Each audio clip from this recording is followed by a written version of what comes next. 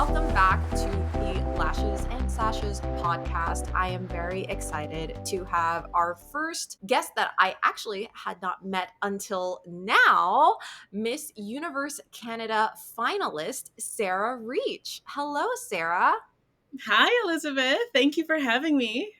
Well, thank you for reaching out. Literally reaching out. But I was surprised because it's been a while since I have posted on Lashes and Sashes, as I've been doing a lot more on my website design work. I was curious, how did you even see Lashes and Sashes or find it? Where did you get that information from? Yes, so my last beauty pageant was when I was 16 years old. And now that I'm 27, it's been a while since I've been in like the pageant world and Mhm. competed. And now that I'm going for like my dream title, I knew right off the bat, I have to do research. I have to look up videos, books, anything I could find with people who have been in pageants, who know the industry, and who are up to date on what's going on and can fill me in. So I did some research on Apple Podcasts and I came across Lashes and Sashes. And I looked at some of your episodes and I was like, oh my gosh, she's speaking a lot of truth. She's very authentic. Oh, And I like that you talk more about it's not just the crown, it's not just the title, it's what you can do with it and how you've taken your past titles and created different opportunities that would never have been there had you not sought those out. So that's why I just had to reach out to you and ask for an interview. well, no, thank you. I really appreciate knowing that because I mean, that was my original goal. I think, I was going through, and I'm sure when you share your corporate to acting journey, you can relate to this. Like, I was trying to build some sort of business out of Lashes and Sashes. And although it was just a fun hobby, I'm glad that the mission still came across. And even somebody that I hadn't met, like you, could see that regardless of whether you win or not, but just even competing alone opens so many doors. But let's just start with you telling us a little bit about yourself and then we Sure. go from there. Okay. Yeah. So I am obviously from Canada. I came to Canada as a refugee. I'm originally from South Sudan and I moved here when I was 2 years old with my family. And I am a creative. I am a person that loves to express myself through arts. I dance, I sing, I act. I'm actually a full time actress living in Vancouver, Canada. And I consider myself someone who is very ambitious. I'm always setting new goals for myself. I'm always trying to strive to seek out new opportunities. And that's kind of how I landed in pageantry because I realize it's a chance to create opportunities for yourself as well as giving yourself a national or even international platform to speak on important issues. And then also to meet new people who are fun and engaging and also ambitious as well. Yeah. That's so cool. It is interesting for me to hear that you were originally a refugee in from South Sudan. So, do you even remember anything about that because you moved when you were 2 years old, or do your parents or family ever talk about that experience and what that was like and the contrast after moving to Canada? I don't have many memories of the Mm. refugee camp, but my parents definitely brought it up growing up how fortunate we were to be growing up in Canada, to have the opportunity to pursue our education, to try Mhm. new things, to not have to struggle for everything that we have. And they really honed in on us focusing on education, and they try to bring us up the best way they could. And because of that, I just love this country so much, and I'm so fortunate to be Yeah. here that I just have this natural drive within me to do more and to try new things and to be a successful person. I relate to that so much because even though I was not a refugee myself, my father was a refugee from Vietnam, and he went to refugee camps in, I believe it was Malaysia and Indonesia, to be here today. And so I think when you come from not only like family, and for you to also be an immigrant and just be in a place where there's so much opportunity, whether it's in the entertainment industry or even pageantry, It just makes you want to strive for more, and not just in that, but even on our like academic successes or our corporate successes or whatever avenue we decide to put our minds to. It's just so cool how it has opened those doors in all the different directions we choose. So I think that is really amazing. And I'm also curious, was there a lot of refugees from South Sudan in Canada where you were in, or were you one of the few people in your hometown that was? How was it like growing up? Oh, there's a lot. During like 1997 to like 2001, Mhm. Canada and the US were actually opening up their doors to a lot of Sudanese refugees. And we were Wow. actually supposed to go to Texas. So I was Really? out because of my lifestyle. But Yeah. at the last minute, somewhere in the paperwork, Texas just said, we have enough refugees right here. We're going to close our doors for now. And Okay. then a day later, they're like, okay, you're going to Canada. Pack your stuff. And we left 2 days later. One day? Yeah. Your family just had to pack up everything and just be like, "Bye." Like, Well, there wasn't much.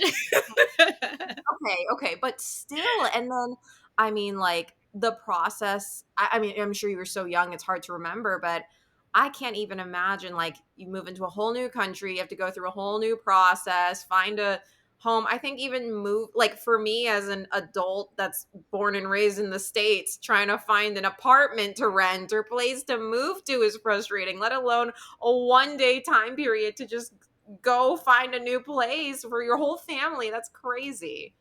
I will say they do help you. They helped my parents get into English lessons. They got us an Yeah. apartment. And one memory I do have is being at the airport. And we're coming from like really, really hot weather in Yeah, Africa. So we'll have like that's dresses true. and Mhm, sandals. And I mhm. remember these people coming to us and they started putting a snowsuit on me. And they gave my dad a winter jacket and my mom snow boots. And we're like, what is this stuff? And Yeah. Alberta, like Edmonton, is very similar to like Colorado. Like it's just snow, the Whoa. coldest, like snowstorms almost every day, like coldest you can be. Wow. So it's Every day. definitely a transition. Yeah, I'm from Florida, so, like, we never have I think one time in the north we've had snow, but, like, that's a huge transition to go from Africa to the coldest part of Canada. Holy no, a snowstorm every day is wild. I That's unheard of, impossible to me. Like, that just doesn't even exist in our world, like, in my eyes, but okay, so then I can tell already we're a very ambitious student growing up, and then was Miss Teen Alberta Globe or Miss Teen Canada Globe the first pageant you did, or did you do other pageants before that? That was my first pageant. Wow. And so, what made you decide to go and compete? So I had made it known that I wanted to do like modeling and be kind of in the Mhm, acting and entertainment industry. And I started doing a little bit of modeling in Alberta. And also, I was attending Victoria Art School. So there I was doing acting lessons, I was singing, and I was telling everyone my dreams. My sister's friend had competed for Miss Canada Globe and she knew about my dreams and she said, "Hey Sarah, have you ever considered doing a pageant?" And I said, "Well, mhm. I don't know. I don't consider myself a beauty queen. I'm kind of just like, more creative."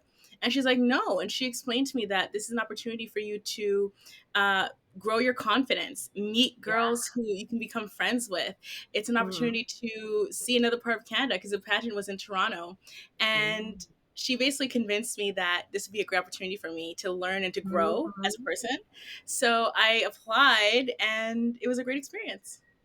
I love that. And now, you mention it too. I remember you had on your bio that you've developed a very American accent from the TV shows you're watching. And I think I'm curious, did a lot of your inspiration in getting into entertainment was watching a lot of like American Hollywood media, TV, movies and stuff like that? Absolutely. Absolutely. If I ever start a podcast, it's probably going to be me just reviewing movies. My favorite That's thing to do in the whole world is to watch movies. I love a well, happy ending. I love oh, a psychological thriller. I love something that makes you okay. think, something that shows an issue or exposes Mhm. a cause. I love it. So, what's your favorite movie and then what's your favorite genre? My favorite movie in the whole world is Singing in the Rain. Just the colors of it. Oh my gosh. Mhm. And the dancing and Debbie Reynolds, love her, rest in peace. My favorite genre would have to be romantic comedy. It just feel good. Okay, okay, cool. So I was like, I feel like you can relate. Miss Congeniality is like my poster movie for like this podcast and my personality. And then the other one that I'm like so excited for, like it's not even funny, is Wicked and For Good. Like even the trailer, I was like, oh my God. So then what got you interested in watching American? I mean, I'm guessing American movies, it's kind of mainstream amongst the world anyways, but are there a lot of Canadian forms of media or television and things for you in Alberta? There really isn't. When you Okay. think of Canadian media, you probably think of like shows like Degrassi that like Drake was on, Okay, okay. little things here and there, but a lot of the stuff that is even created here is for American media. So I think Yeah. when it comes to just like shows and TV shows, America has just like conquered Because that you're area. in a bunch of American movies and TV shows, so that's why I was like, "Oh, okay, cool. Yeah, that's wild." But then how was your first pageant experience then at Miss Teen Canada Globe? It was great. I really went in with an open mind. I was like, okay, I'm just gonna go in and see what this experience has in store for me. I still talk to some of those girls 11 years later. One of them is having a baby. Like, Oh. we really made friendships for life there, being there for a Oh. week. And it was an opportunity for me to challenge myself. I had Mhm. to, do an interview. I had to prepare myself and conduct myself in a manner that would have me be a role model. And Mhm. the whole pageant week is just a job interview at the end of the Yeah. day. So can you do the job? Are you capable? And I had to showcase that. I had to be more professional and more adult as a 16-year-old. And I thought that Yeah. was a really great skill to have at that age. And it prepared me for other interviews in my life. I will say I did learn about like things like favoritism and pageantry, and Politics. Yeah. also just getting in your own head a little bit and thinking that Oh, you're yeah. not enough.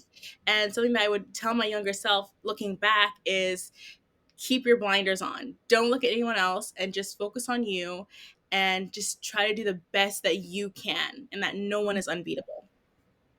Yeah, there was someone else that actually deja vu, I heard the same thing. I think it was on a TikTok because now, like, in the States, there's a lot of Miss America state pageants happening, and they were, like, all reminding you, like, no one is unbeatable, no one is unbeatable. Just because somebody was first runner up 2 or 3 times in a row doesn't mean you can't, like, different day, different judges, different opinions. It is so wild. So not only was it the week-long pageant, you were also Miss Teen Alberta, and I believe I saw that you had the focus of being a role model with that title. So were you going did you have the opportunity to go out in your community while you were Miss Teen Alberta and do appearances and things as well? I did. That was really great. My year was filled with a lot of like community service, and a lot of people I'd reach out and say, "Hey, can I come volunteer?" Whether Oh. it was like the youth shelter on Halloween to like just hand out goodie Oh. bags, or if it was like a gala for some kind of research for some kind of health issue, then I could Mhm. attend and then give me a ticket. So people were really open about having Miss Teen Alberta there, and people were very encouraging to me. So I was able to Oh. do a lot of community service as well as inspire my friends. I wanted to get other youth in the community doing community service, being involved, talking to elders, at the senior home who haven't had a visitor in a while, just doing little things like that to just Oh, make that's make it awesome. known that you're in the community and that you care about other people. Mhm, mhm. That's beautiful. And so then why did you have a pause from when you were 16 until now at 27 in the world of pageantry? Life. I finished high school Yeah. and I always had in the back of my mind, I want to do the Miss Universe Canada pageant. Like Of Miss Universe is like my course. dream Yes. title. As I'm Mhm. sure for like millions and millions of girls out there. Of course, absolutely. But having strict parents, I had to go to university right after school, Yes. and that Mhm. took 4.5 years. I got my Mhm. degree in business marketing, and I chose marketing because I still want to be creative and expressive and use my imagination. And in marketing, you can do that. So Mhm. I completed that, and then after that, I had to kind of get a job, and there was COVID. So there's a lot of things that just kind of happened throughout the year. True, true. Yeah. Yeah, I So forgot about COVID. It's like a fever dream to me. But I do want to ask then, because I also studied marketing and I do think it is so transferable to everything you do in pageants. Um, what then did you do after you graduated from college in terms of your career path? I started going into social media marketing. I Okay. worked with a nonprofit organization called Black Canadian Women in Action, BCW. They're actually one Love of it. my sponsors for the pageant, just in Oh, terms of supporting me hosting events yes, with yes. using their network. They're amazing. So I did their social media, and then I got a job at a beauty school, and Okay. I was just doing a marketing assistant for like the Mhm. marketing executive there. Yeah. And I just did social media and just focused in that area. Okay.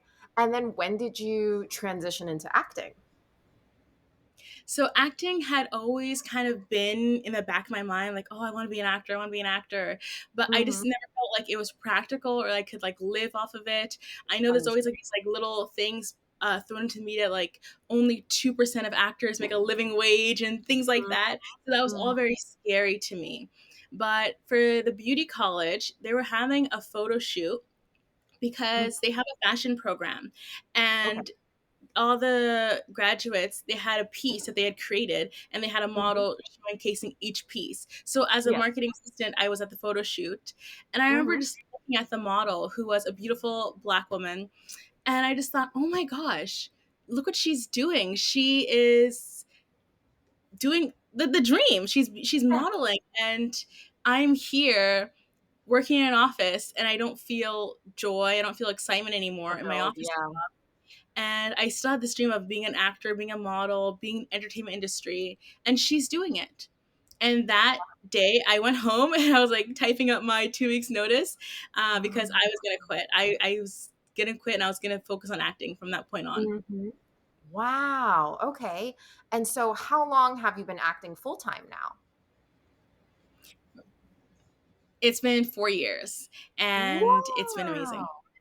Amazing, because, it's so interesting because even though you're God knows how many hours away from me via flight, but, I do feel like you and I have similar paths in our lives where I also studied marketing. Yeah. I also did the corporate job, and I always had in the back of my mind, like, maybe I've always wanted to get into modeling seriously or do something else. And when I got laid off, I was like, okay, either I apply to other corporate jobs on LinkedIn, or, I really try out not just the modeling stuff, but the entrepreneurial side. Like I had my side web design business. I'm just doing it scared. Like, okay, let's go model. Okay, let's just go build a business. I don't know what I'm doing. Just figure it out. Um, but my whole point being is that it is scary to jump into the entertainment industry. As you said, it's not a steady source of income. There is a lot of rejection. There is a lot of uncertainty with it if you can pursue it full time. So I am curious, when you started, or even now, do you also have other side quests or sources of income that you use to supplement your acting journey? Or have you reached the point where all you need to do is acting to sustain yourself as an adult? I haven't reached that point yet, hopefully in the It's next few tough. years, but I Yes. still work at a clothing store part time. And they're really Ooh, good about flexibility. So I have a lot of amazing. flexibility to go to auditions, go to Mhm. castings. So it's really, really great. Yeah, but I mean, honestly, for you to even be acting in 4 years, and, like, the movies and shows that you've done are very impressive. I mean, from the ones I saw on your papers, so if you don't mind, like, please brag about yourself, talk about, the different movies and shows that you've been a part of. Well, I've mostly done commercials. I've been really big in commercials. That's like my bread and butter. My bread and butter. But I've been very fortunate to have actor role on Grease: Rise of the Pink Ladies. That was a Paramount Wow. Plus TV show, and So cool. sadly got canceled after season one. Oh, Oh, but still, I mean, to be on a Paramount Plus show, let alone like the revitalized, the redoing reboot of Grease, that's super cool. yes, that was a wonderful experience. That was the best, probably one of the best 6 months of my life was on that And it's show. 6 months filming on set. You're doing like the whole crew acting experience. Did you take acting classes? Oh yes, I did. I'm Okay. very big on taking acting workshops, always practicing, improving yourself because it's very easy to not be a good actor. So you have to keep Mhm. your skills fresh. Absolutely. And so what commercials did you do then? I've done a commercial for McDonald's. I've done Mhm. now it's international. I did a commercial for Weight Watchers recently app. I did a commercial for That's when you were Bodog in Mexico City gambling. for that one, right? They flew you to Mexico? Oh yeah, I went to Mexico. Yes.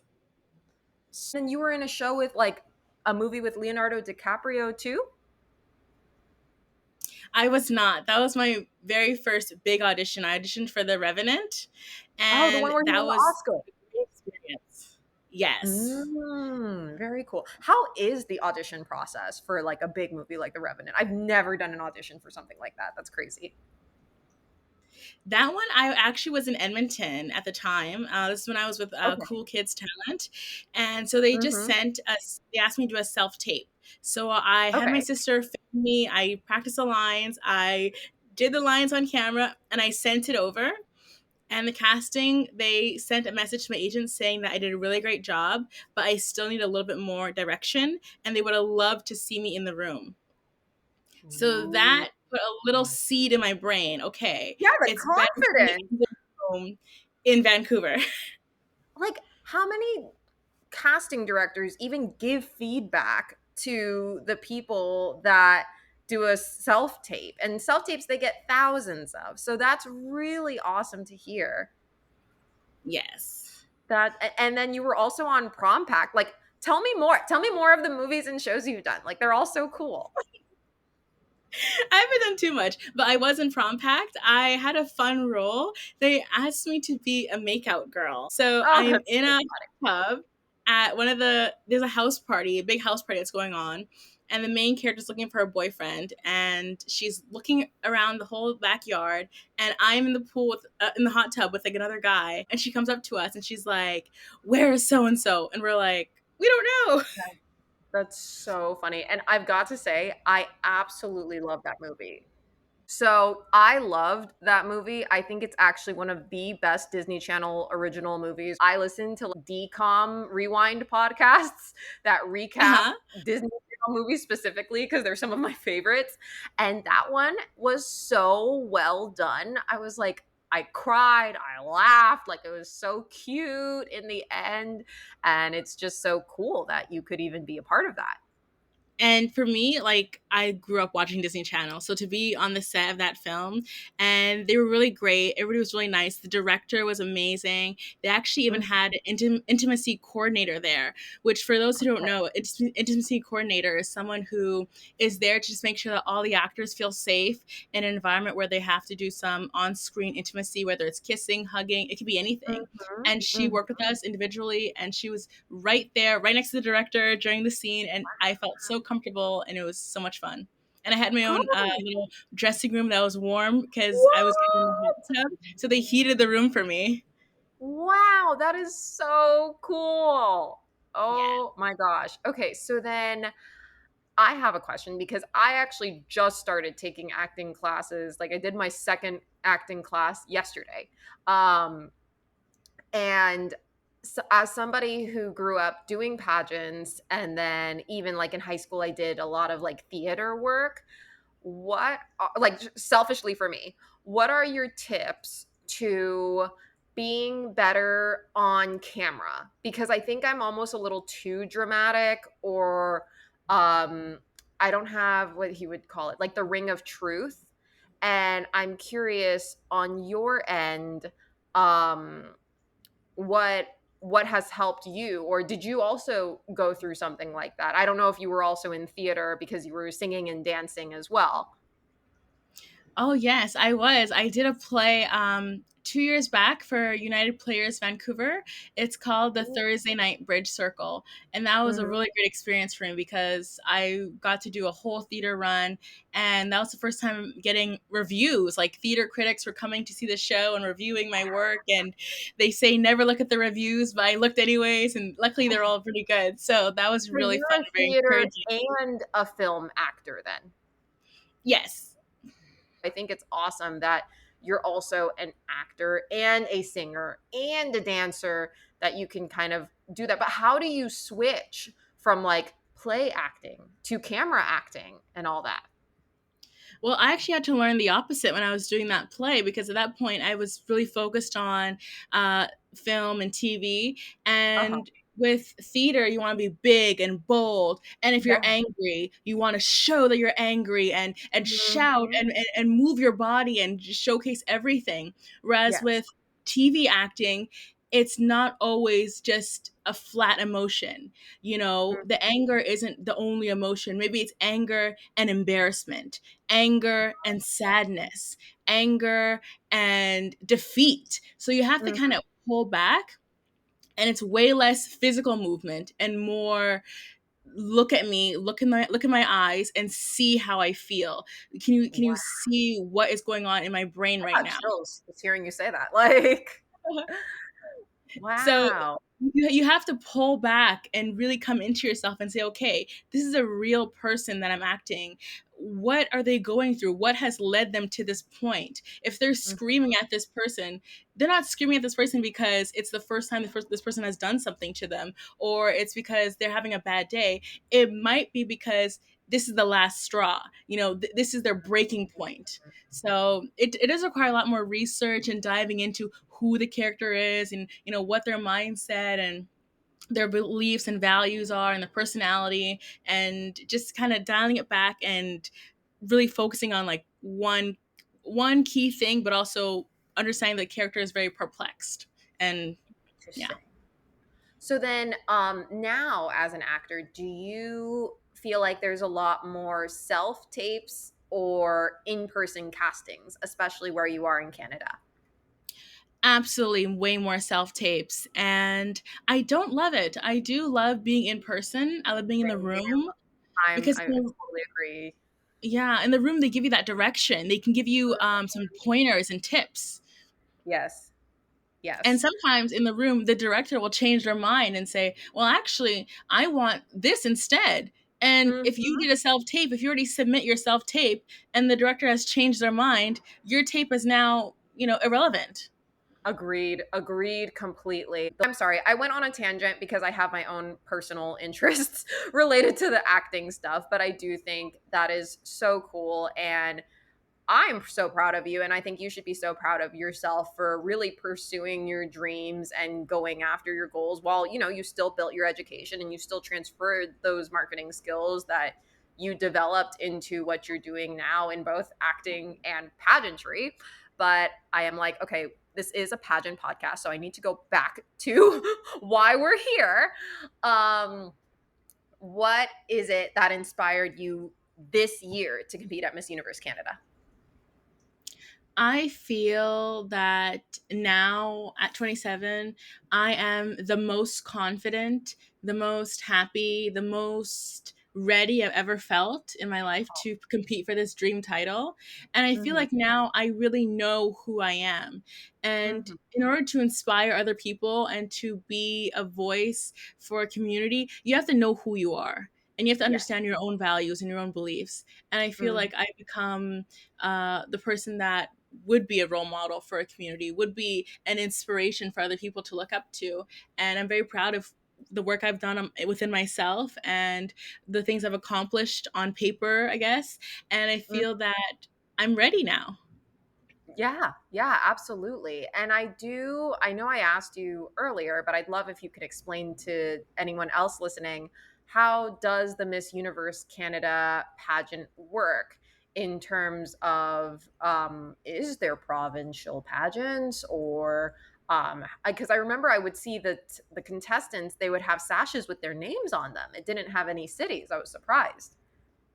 Yes. So for the American listeners, in Canada, pageants are a little bit smaller. And so for Miss Universe Canada, what happens is there's thousands of women that apply, and you the way you apply is you send a photograph of your face and of a full body photograph, and you fill out a questionnaire. And within Mhm. that questionnaire, the Miss Universe Canada team will go through and maybe pick like 500 or a couple hundred girls to interview. After that Oh. first interview, there's another questionnaire that you have to fill out, and there's like a lot of paperwork. And once you Mhm. fill out that paperwork, then they narrow it down to the top delegates, and that'd be like 60 to 90 women across Canada. Wow. Okay. And then I'm curious, when is there like an entry fee that you have to pay when you are in like the 1,000, like the first few thousand, like in the preliminary, like headshot, body shot essay? Or is it when there's like 60 to 90 contestants, or is there an entry fee at all? I'm also like just kind of curious with how different pageant business structures are. So there is a fee when you first apply with your headshot and your body shot and your questionnaire. It's $50.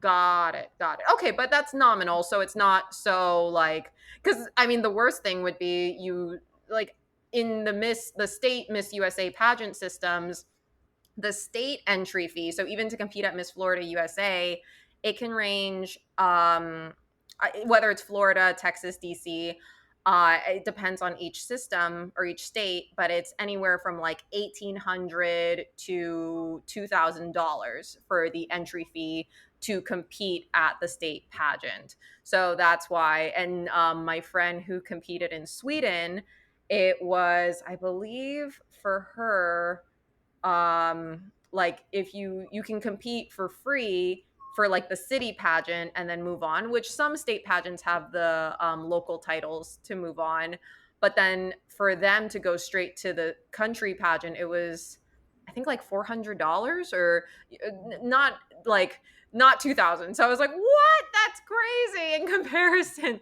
So that's also why I was curious with how Canada's system worked. Oh, but there is another fee you pay once you're the in the 90 girls Hmm. range, and that is the official entry fee, and that's $3,700. Got it. Got it. Okay. Food and hotel for pageant week. We're there for 8 days, so it Oh, covers your food and hotel wow. and your excursions and things like that. Interesting. Okay, so it's an 8-day competition, and you're gonna have, I'm guessing, like a roommate, and they're taking you out and about in the host city? Yes, yes. Oh, interesting. Okay. Then that kind of sounds more like the international pageants that I've done, where it's like, oh, you're there, but then you're also promoting tourism and you're helping other people. And then for you, I'm sure, like when you did Miss Teen Alberta or Miss Teen Canada Globe, that was also a week long, right? Do you think it's That like a similar experience? that was in Toronto. That was my first time in Toronto, Ontario, and we got to go to like Canada's Wonderland. We got to go to like the trendiest restaurants, and it was so much fun. And even though they were doing a lot of events and things like that, because I was in the teen division, we had like a little sleepover, not sleepover, but like a pajama Oh, party, and there's a lot of yes, like yes. fun stuff for us. So that was really great. I love it. It's like a girls' summer camp. Oh, have the best time. Have Yes. the best time, because it's like I agree with you where you're like, oh, you're friends from 11 years ago in the teen pageant. It's like the friendships you make, because when else can you spend 8 full days with other like-minded women having fun? Like it's just pageants. There's nothing else that does this. So, especially for Exactly. adults. Yeah. That's so cool. And so, is there, let's see, so the phases of competition, are they like the Miss USA pageant where it's just interview, swimsuit, and evening gown, or is there anything else that you guys do? There is national costume. There Mhm. is evening gown, interview, and humanitarian. Ah, okay. So is there a specific humanitarian cause that you share? And if so, what is it? Yes. So actually, what happens with Miss Universe Canada is every year they pick a different organization or cause, usually an organization, and Mhm. then you have to raise awareness and funding for that cause. So for Ah, this year, it's the Canadian Mental Health Association. So we're all trying to raise awareness for mental health and raise money for that company, that organization. got it, got it. Very cool. And then for national costume, so everybody's gonna wear a Canada-inspired costume? Yes, it can be inspired, or it can even be inspired by your province. Every province in Oh, Canada is a little bit different. There's a lot of different yeah. things. There's, the francophones, there's the Mhm. Rocky Mountains, and then there's like the snow, and so Mhm, mhm. there's a lot of creativity. Very cool. Okay. And so, what are you most excited about to compete at Miss Universe Canada? I have to say evening gown because when you think of pageants, you just think of the beautiful evening gown. But also, I'm really excited about the humanitarian project because I think mental health is so important and something that we've all dealt with at some point, whether it's strengthening our mental health or helping someone else with their mental health that's close to us. Mhm, And mhm. actually, I'm raising awareness by having a Caribbean dance class. How fun! Yes. So I have a really great friend, Karen. Mhm, She's also in the pageant world. She used to be a runway coach mhm. for the pageant girls in Guyana. Very cool. And now she's in Vancouver, and I asked her to host a class for me, and all the money is going to go towards the Canadian Mental Health Association. That is so wonderful. And so, aside from these fundraisers, what else are you doing to prepare for the competition? Elizabeth, my bedroom right now, it looks like a pageant bomb exploded in there. I actually this morning I went through all my wardrobe because I've been finding different pieces since like December Mhm. and just Wow. accumulating all these different stuff. And I went through all my wardrobe and I have like a whole list of what I have, my shoes, my Mhm. dresses, because 8 days, that's a lot of outfits. That's morning outfit and True. evening Oh look. my gosh. So, Yes. oh my gosh. So I got all my shoes, my jewelry. I'm organizing all that stuff. I am also When's hitting the the pageant, gym. by the way? It's in August. Okay, So, good. So you have time. All right. yes, August 2nd to August 9th. August 9th is the final. Okay. So I just was doing inventory. I've also been working out a lot in the gym. In Mhm. January, I hired a personal trainer who taught me just different workouts, strength training, things like that. And I've actually lost 22 pounds because I'm Wow. really trying to get that fit Miss Universe look and also to be Mhm. an ambassador of health and fitness. I want to Mhm. look the part and feel strong and beautiful. Okay, amazing. And then I've also been looking at reaching out to different people, just trying to get my name out there in the media, such as doing interviews like this, and Okay. looking for sponsors. Amazing, amazing. So, yes, if anybody is listening that would love to sponsor Sarah on her journey to Miss Universe Canada, you know where to find her. I'll put her Instagram or contact information on my link in bio. But that's really great. And I think it's cool that as a 27-year-old woman, 11 years after your first pageant, you like rolled up your sleeves and are ready to go back to Miss Universe Canada. But out of all the contestants, what makes you stand out to be the next Miss Universe Canada? I stand out because I'm authentically myself. I know who I am and I understand what I have to offer the world.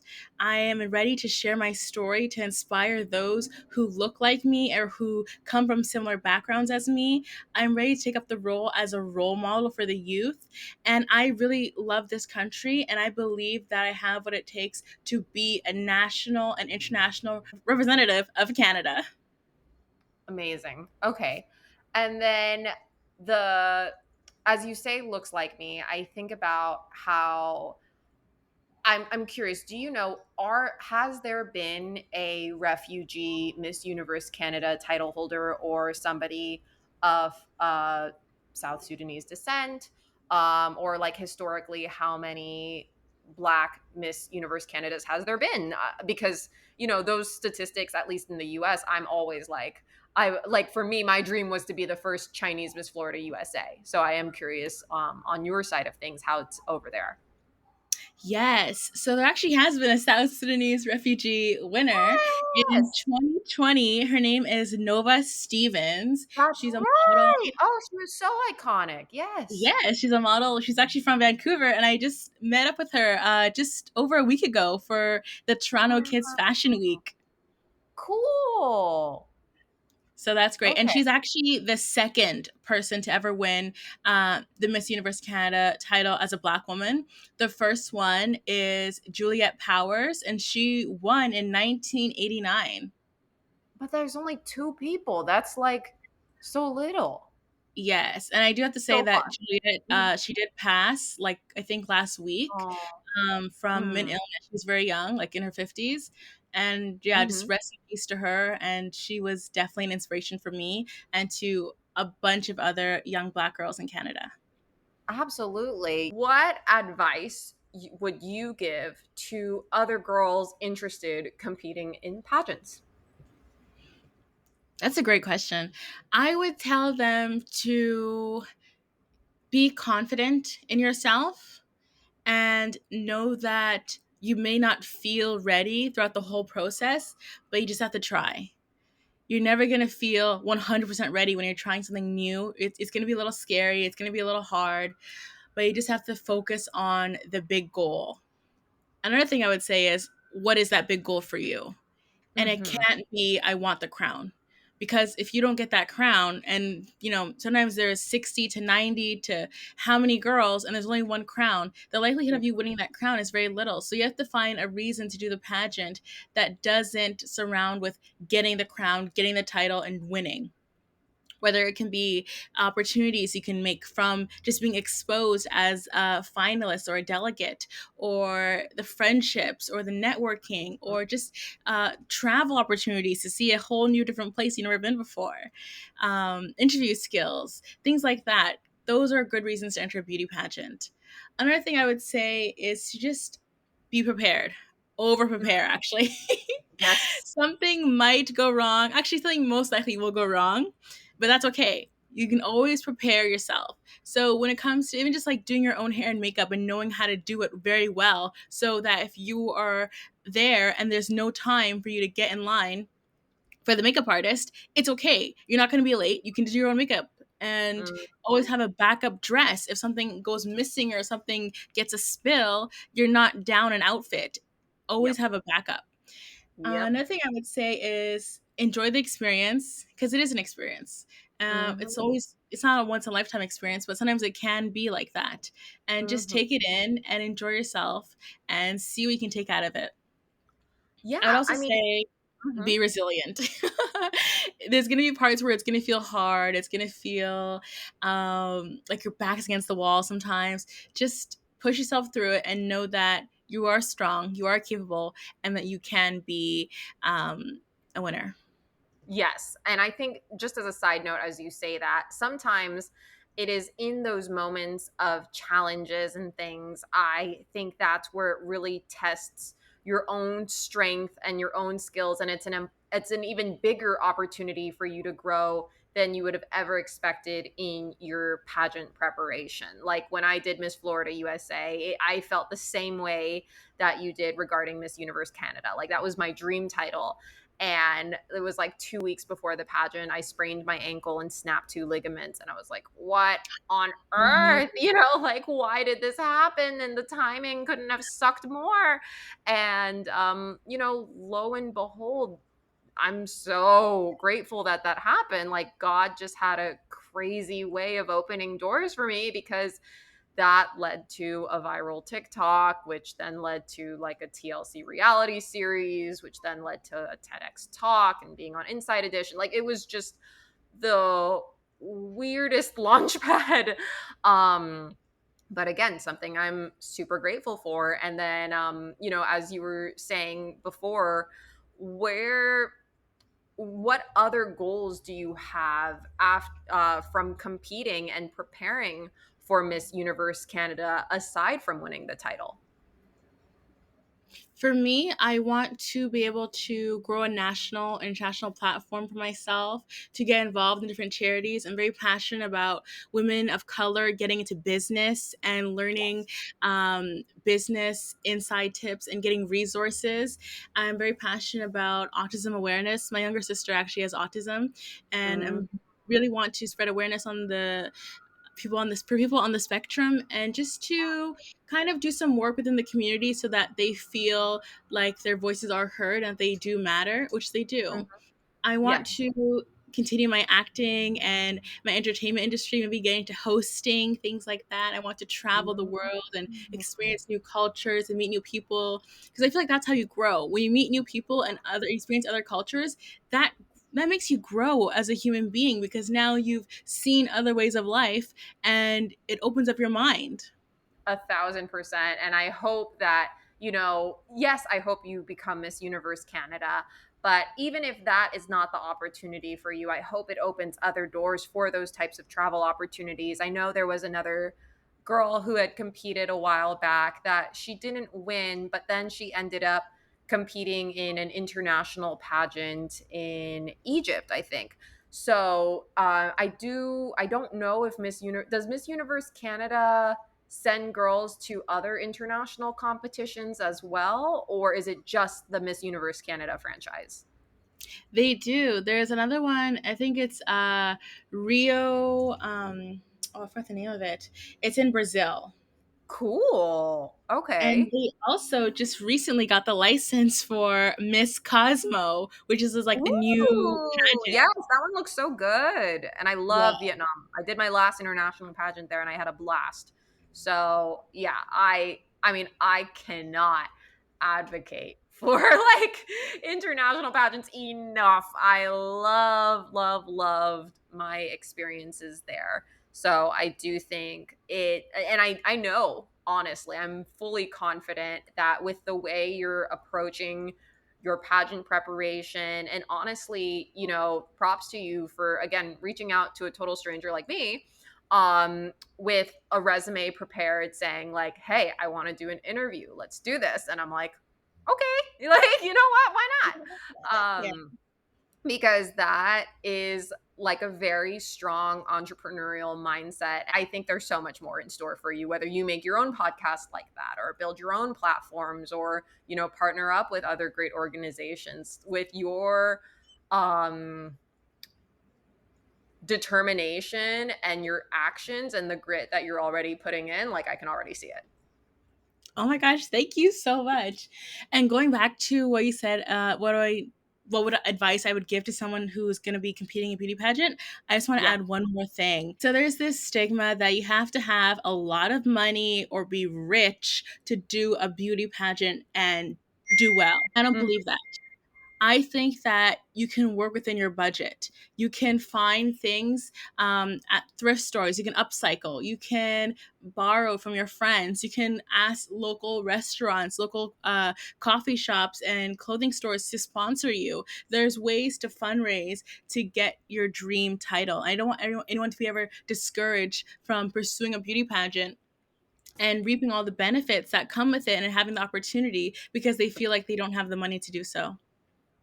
What have you done or have you been able to do something regarding sponsorships or things to fundraise for your journey to Miss Universe Canada? So far, I've really just funded it myself, but I've been Mhm, very, very smart about finding deals, getting things really, really very inexpensive, whether it's going to the thrift store or upcycling, or even just finding like really good deals at the store I work at. mhm, And just being very resourceful when it comes to things like that. But now absolutely. that it's getting really close, we're about 7 weeks away. There's still things I need like makeup and Mhm, other things like that. And I am reaching out to sponsors now. I am thinking about maybe hosting a second dance class where I can Mhm. raise some money, just to get myself a few more things that I need. Yeah. And yeah, it's been a journey, but I do want to say that it can be done within a budget. And yeah, like what you were saying with the sponsorships as well, I think it's like if they can't do financial, then the in kind, like you're saying, oh, makeup products, maybe there's a makeup company that would be more than happy to have you try out different products for your journey to Miss Universe Canada, and then you use it for your preparation and whatever. So yeah, I'm excited to see where you take that on. But is there anything else that you would like to add to your interview before we wrap up? I think we covered most of it. Awesome. Okay, great. All right. So, signing off, she is your Miss Universe Canada national finalist, Sarah Reech. Woo!